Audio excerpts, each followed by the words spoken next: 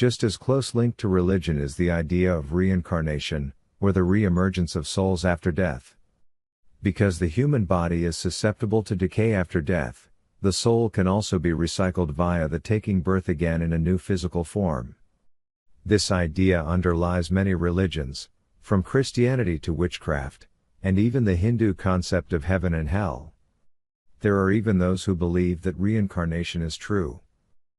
Some reincarnations do indeed seem to take place as the soul leaves the body, whether it be in an automobile accident, a fire, a car wreck, or drowning, but this does not always happen in an unbroken path.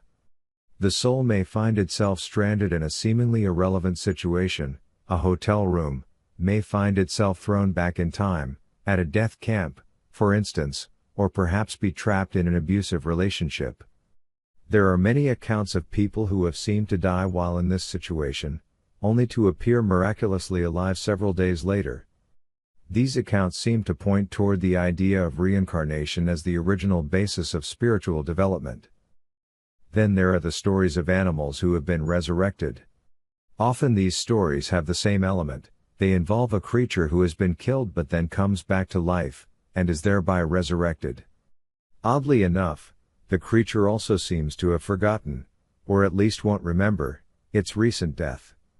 The animal is said to be coming back to life because it hasn't noticed the change in its surroundings, and because it hasn't realized that it's gone.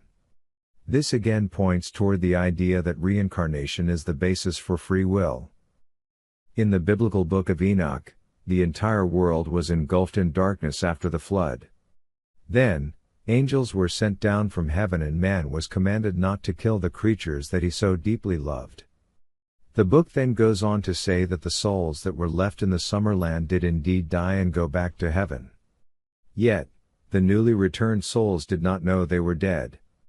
They thought they were simply traveling back in time and hadn't yet adjusted to their new environment. When we die, we go to some sort of afterlife, the sort of life that we are familiar with even if it's not our very own. It could be a place where we go when we're sick, on vacation, looking for someone we love, seeking enlightenment, preparing for another life, etc. As we all know, the human mind works in this new afterlife very quickly. So the fact that the dead do not notice their own death is an obvious example of reincarnation. If the life we lead after physical death is somewhat different than the life prior to death, then we can also be sure that the soul of the recently deceased has adjusted to the new circumstances. I wish you well and merry part.